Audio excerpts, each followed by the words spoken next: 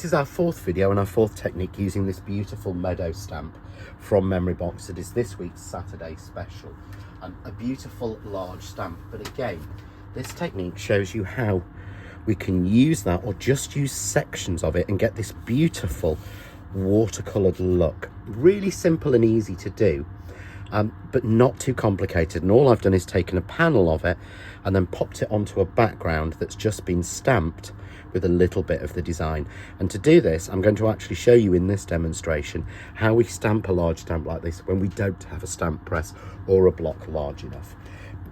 So to get started, what I've done is I've already stamped my big image, and this has been stamped large onto a 6 1/4 inch square of watercolour card.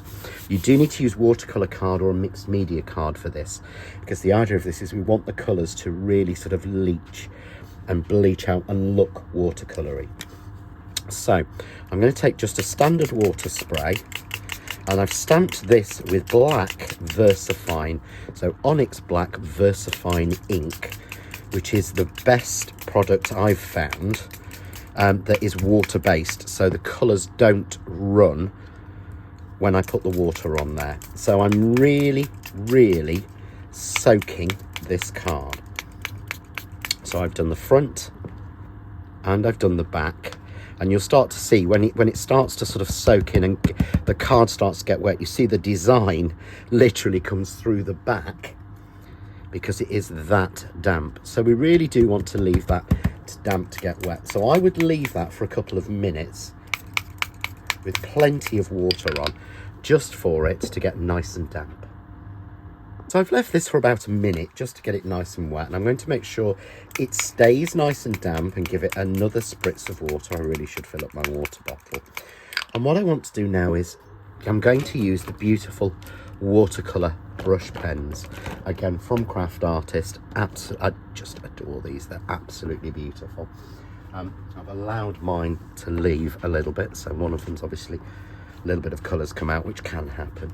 And all I want to do is just roughly colour over the image. So I'm not trying to stick anywhere, I'm trying to go where the lines kind of are. And that's what we want to get this look, because the colours will sort of wick out. So I'm just going over and putting the colour. You see they start already to sort of flow out. So if they're not, go over and put a little bit more in, just like that. And as it dries, the colours kind of go in and sink into the design itself. It just works so well. So I'm going to take my orange. Obviously, I've let the top get loose on my orange pen. And I'm just going to now start to add a little bit more orange and colour in the flowers that I missed. So we've got a mixture of colours. But again, I'm not sticking inside the lines. I don't want to be inside the lines. I want them to be almost outside the lines, just like that. You can see it's now starting to wick out and look really bright, or sorry, kind of soften down. So I did this time using the verdant green, and you see now when you're doing these bigger areas, not trying to stick particularly inside the lines, I'm giving suggestions of where the colour is on there. This is to look very watercoloury. So it's a lot quicker technique than trying to colour it absolutely perfectly. But I'm using exactly the same colours as I used as when I first coloured this. So in the first demonstration, I'm using the same colour combinations, but this time I'm doing it obviously on wet watercolour paper.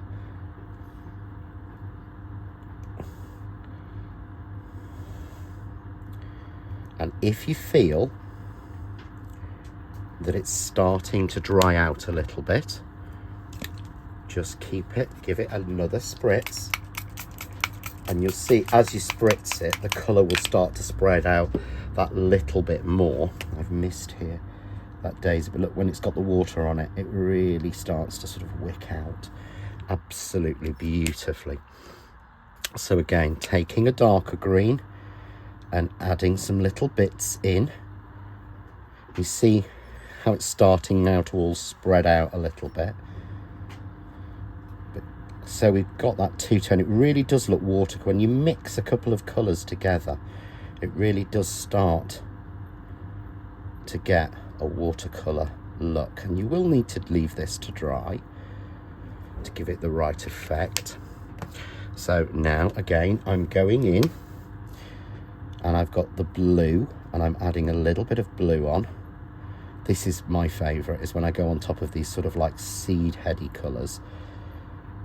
The little hearts, look, it will just sometimes completely bug out, and I love that look. So it depends on how much water you've got on there, but don't worry about it. This is the look that we are literally going for. So darker blue into the darker blue flowers. You see it's very quick because we're not trying to be precise or get this right. And just be cautious because the water can start your water brush to pull a lot of colour out, but again, don't worry because it works beautifully. So then it's pulled a load out, so I'm just taking some off on a scrap piece of card. I tend to say work with a piece of card next to it, but it's not as important on this technique at all. And then I'm coming in with the purple, but you start to see now you are really getting a sort of watercolour look. So just adding a few little bits on.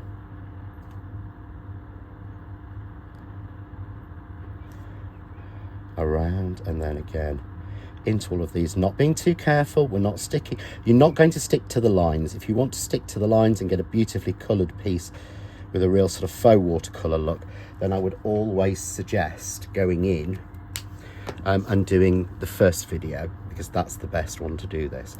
So we've kind of got all of that doing. Now I want to start adding more of the green. I'm going to go with the darker green, and this is where we start to go in again on the lines, but really a lot broader this time. So I'm going on to the lines that show each bit, but I'm going a lot broader, going through each one. Doesn't matter if I go over the top. There we go. So again, going over the broad lines with a green. And I would recommend using this style of watercolour pens. If you actually just use sort of felt tip watermarkers, going onto wet paper is never a good idea. It just pulls the colour out. It really, really does. I'm then going to go in with a little bit of a darker green and just add a few little highlighty bits. Might seem crazy at this point, but again, every colour softens a little bit. That's got a bit bright, so let's take some of that out. So every colour softens once we're in there. So once you've added the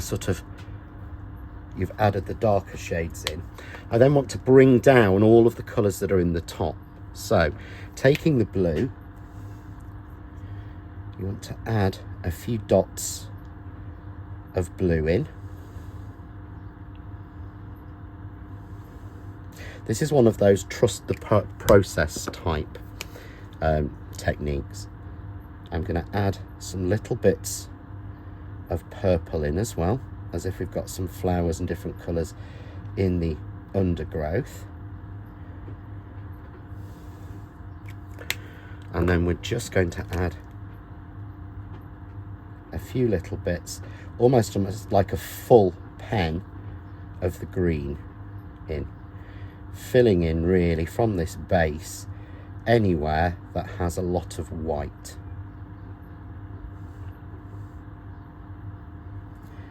And just like that. And then I simply want to take again my water spray and soak it.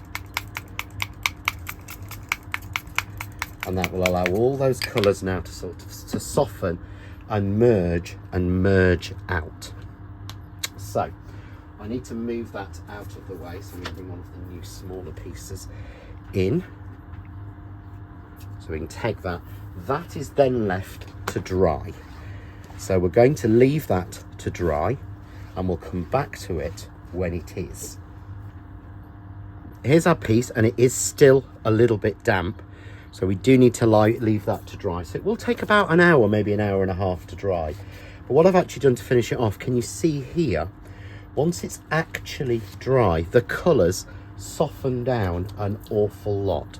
So that brightness goes and we get this beautiful watercolour look. So all I've done is cut a little panel of this out, and the panel is 2 3/4 by 1, 2, 3, 4, 5 3/4, perfectly sized. So because I've stamped in black, I've got a matte here cut again in the same watercolour card to keep that shade, just 1/4 inch bigger, and added a black matte onto it. And you do need to use a wet glue for this to make sure, because it does warp slightly depending on the watercolour card. I then want to stamp this section, and I wanted to show you how we stamp when we don't have a large block or a press. So all you do is, if you've got the magic mat, put it down, you stamp straight up this way. If you don't have a magic mat, then pop it onto a glass mat, so it will stick to a glass mat. May stick to your self-healing cutting mat, but glass or silicone is best. And then all we do, because I want to soften this back, so I'm going to use grey this time. Ink your stamp as normal, just like this, whilst it's down flat. Again, it's a large stamp this, so check if any ink is where it shouldn't be and give it a wipe off. And take your card, and this time I only want a piece that's sort of 5 by 7. So just place it down and just rub the back. And that's how we can get a perfectly stamped impression without actually having a large block. So again, I've got a piece of black card here, cut slightly bigger. So this will be 5 1/8 by 7 1/8. So I'm just going to glue that on. There we go. I've then got my panel that I've made, and I'm not trying to match the pattern up. I just want to give the suggestion almost of that stamp carrying on and going on for longer. So I've put on just a couple of layers of foam tape onto this and just pop it to one side, and it kind of echoes a little bit where I picked out the design, but it looks right. And then I've got a little sentiment here, again from the other stamp set, just a note.